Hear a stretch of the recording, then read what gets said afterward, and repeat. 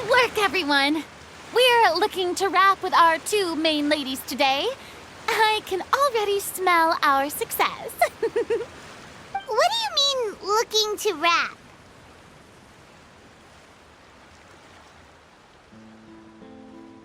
Oh, aren't you the expert now?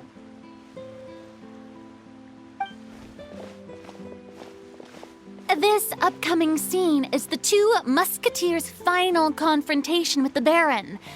There will be quite a bit of action, but no choreography beyond what we've already rehearsed. Anyway, get ready. Lights, camera, action! The view is beautiful tonight. It reminds me of that fateful night 10 years ago. And now that I've said it, I can even make out the faint fragrance of herbal tea in the air.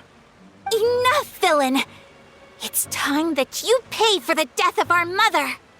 My dear Iris, have you forgotten your manners? How can you speak like this to your own father? I'd sooner swallow all of my teeth than call you father. What did I expect? Seems the daughters have turned out to be just as obstinate as their foolish mother. In this world, Mora and status is everything. She thought she could blackmail me using her children and force me to grant her recognition and concessions? Ah, how naive can a woman be? Mother never asked a single thing of you. All she wished was for us to live a peaceful life, just like the others. It was you who personally brewed the poison of prejudice and sent Mother to her death. Compared to that deadly poison, the 2 bullets that will soon pierce through your heart will be like sweet mercy. And that's exactly why I said you're just as naive as her. Did you really think 2 muskets would be enough to defeat me?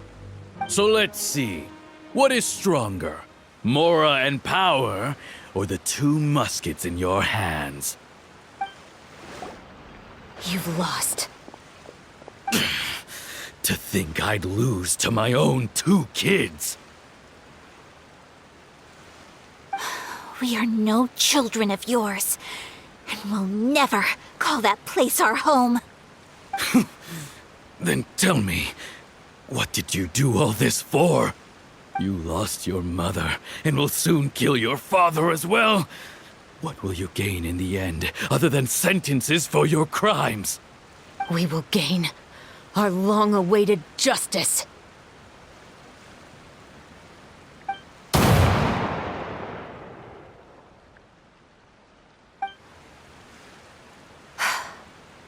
It's over. Finally, it's over.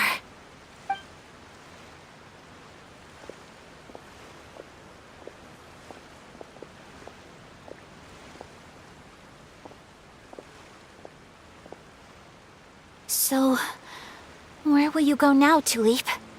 I'm not too sure, Iris. Maybe somewhere with lots of flowers? After all, Mother always did love going where the blossoms were. What about you? I want to go visit Mother's grave. Yeah, that's not a bad idea. Huh? Tulip, look! What is it? It's Mother's favorite. The rainbow rose. Look, it's blooming again.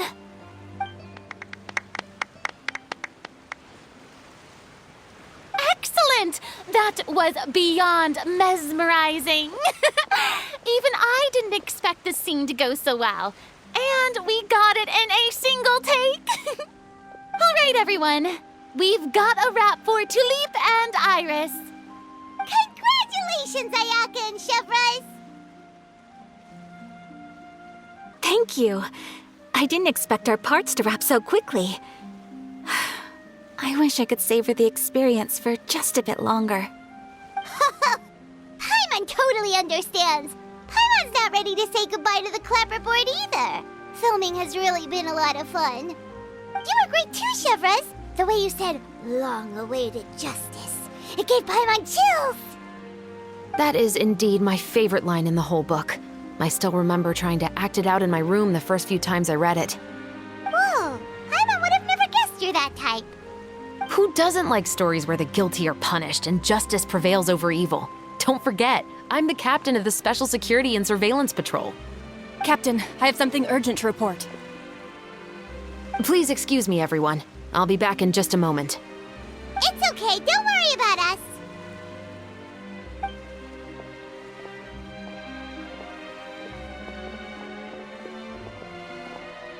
Oh? Was she whisked away by work already? I was just about to tell her how great she did. It seemed like some urgent official business.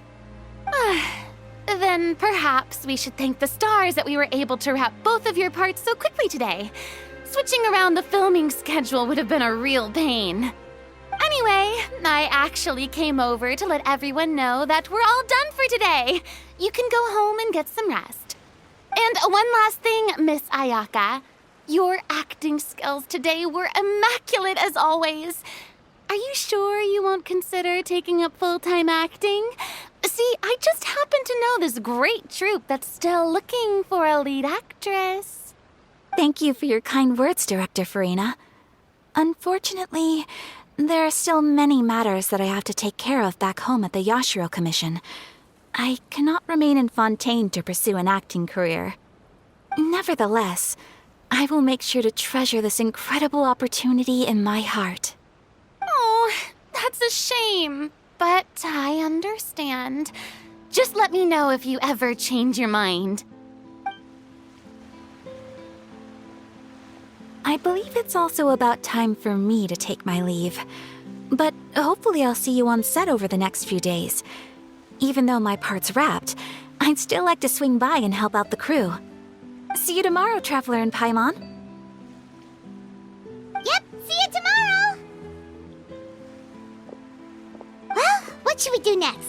Maybe we'll go investigate the case some more with Chevres today. Traveler, Paimon, please come with me. Huh? Where are we going?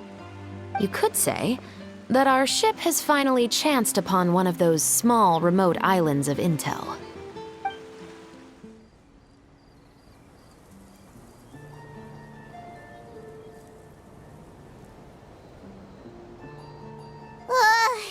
Paimon's exhausted. Paimon definitely didn't expect having to float this far after a full day of filming. So, Chevres, why did you take us here? Affirmative. It wasn't anything conclusive, but it should show us a clear way forward. Have you ever heard of someone by the name of Emily? Oh, you mean that famous perfumer? She's a good friend of mine. She's lent me her aid several times in the past to resolve some difficult cases. After I discovered the rainbow rose at the scene of the murder, I sent it to her. After all, she's probably the foremost expert on flowers and scents in all of Fontaine. And then? There was nothing remarkable about the flower or the trace amounts of soil left on it. But according to Emily, the rainbow rose left by the killer was derived from a very rare cultivar. Huh. Paimon didn't know that there were different varieties of rainbow rose. Paimon just thought they grew everywhere in the wild. Flowers that are deliberately cultivated will always show some different features from those that bloom in the wild. We already knew that the rose left at the scene belonged to a special cultivar, but with Emily's expertise, we were able to pinpoint the place where it was first picked from. Oh, Paimon gets it now. So whoever first planted that rainbow rose was probably the killer. Precisely. And after we checked what we learned against some sales records from the past, we discovered that there's only one person in all of Fontaine who could grow and sell this specific cultivar. Really? And who is it? It's the novelist. But didn't you say he had an alibi? To be clear, I haven't changed my mind about him. I still don't think he was the one who pulled the trigger. However, that doesn't mean the true culprit never visited him at his home or never purchased a rainbow rose from his garden. Whatever the case, we will have to confirm a number of things with him. So you mean the next place we need to go is... Yes, we're going to pay him a visit at his home.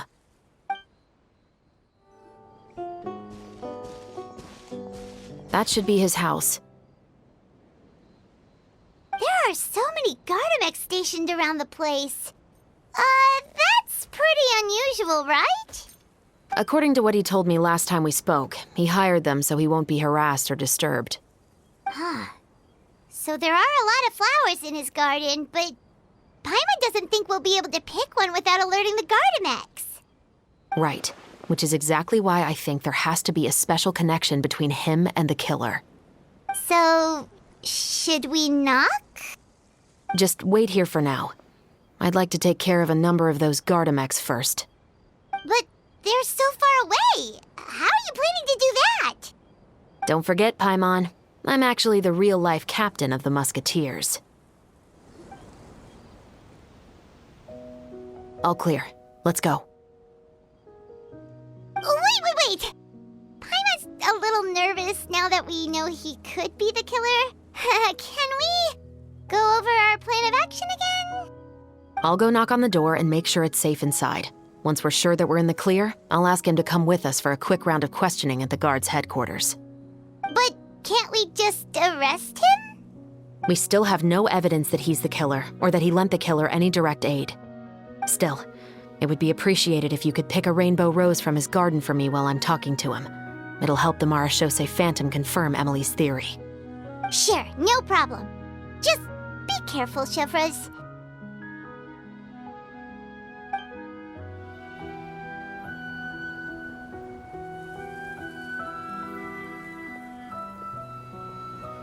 Excuse me, Mr. Baptiste, are you home? Who could it be at this hour? Oh, it's you, Officer Chevres. Would you mind accompanying me to the guard's headquarters, Mr. Baptiste?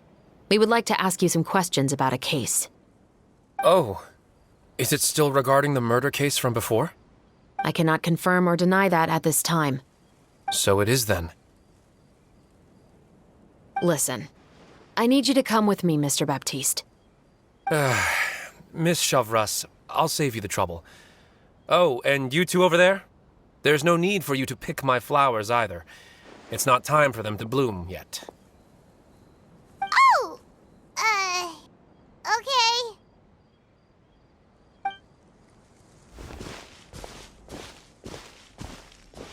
By saving me the trouble, you mean... I will confess, I was the killer. Huh? He just admitted he's guilty!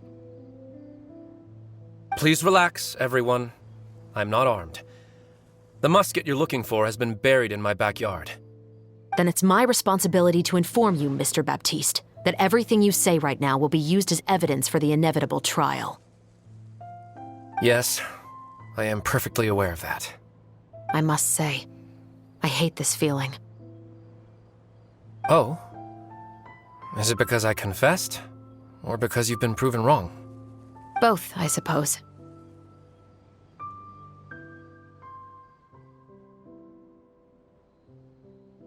For the same reason as the one I wrote out in my novel, of course.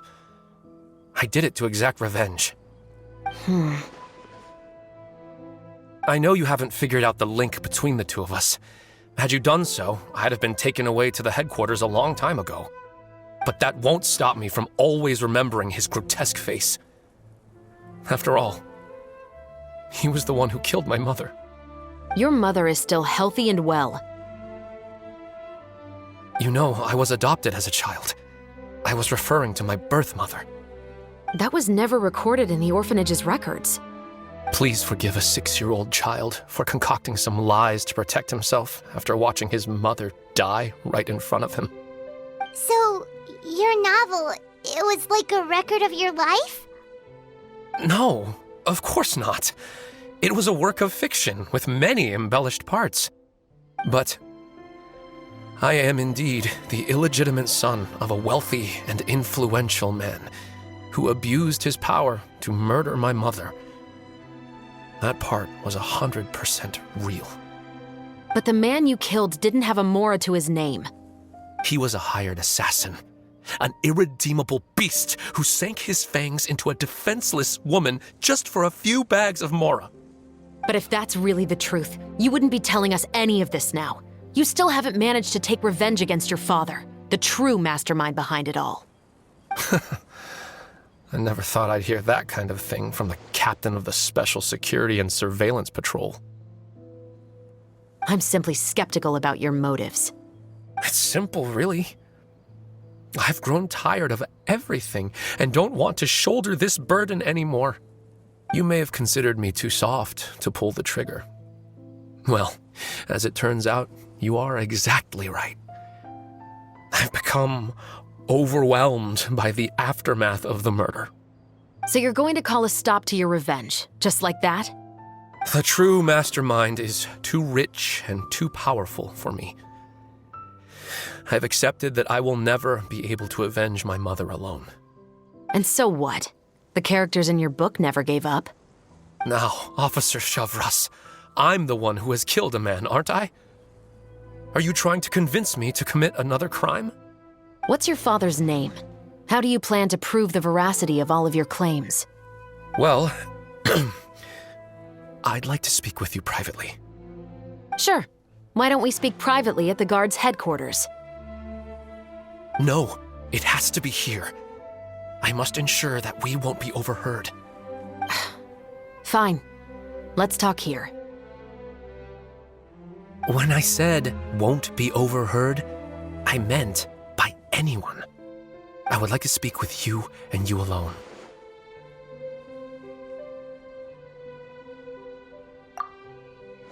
Thanks. I appreciate it. Please stay safe, Shavras.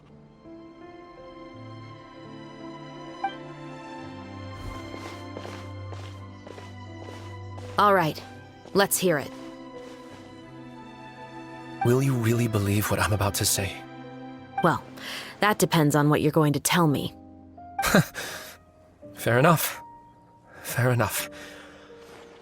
Then listen closely.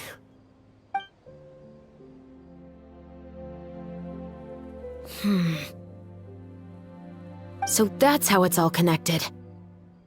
So, it seems you believe me after all. Do you want me to go public with this? No, of course not. At least, not right now. Then why did you bother telling me? You've read my work. What do you think? Even if you were to go public with all of this right now, he'd simply deny everything. It's been too long. Almost 20 years. Anything that could be used as evidence has long faded away. Even if there might have been a solitary island of truth once upon a time, it has long sunk beneath the waves by now. Justice will never find him. Not if you don't try. I know that as the captain of the Special Security and Surveillance Patrol, you will always stand on the side of justice. But do you really think a cushy life in prison really constitutes justice for him? I bet he could lead an extremely comfortable life in the fortress of Meripede. What are you trying to say? I've been observing you from a distance. Your portrayal of the musketeer was exquisite. Pull the trigger of justice against him. Let the villain get what he deserves. You want me to let you go so you may complete your revenge? No, Officer Shavras. I know that would be impossible. No. What I'd like is for you to perform the deed on my behalf. Oh, Shavras sure is taking her time. What could they be talking about anyway? Oh, Paimon's worried. What if he decided to attack her?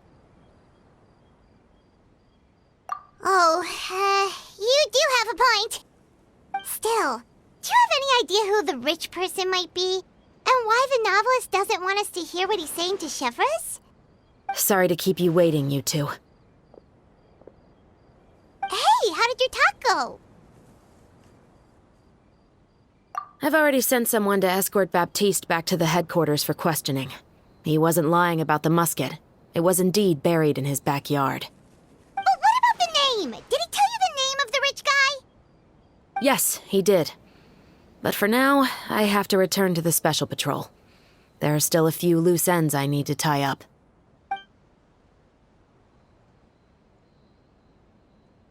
I'll probably be quite busy over the next few days, so apologies if you don't see me on set. All right, Paimon understands if you can't tell us everything you know. We'll just keep an eye on the Steambird then. Actually, there's still something else I need your help with.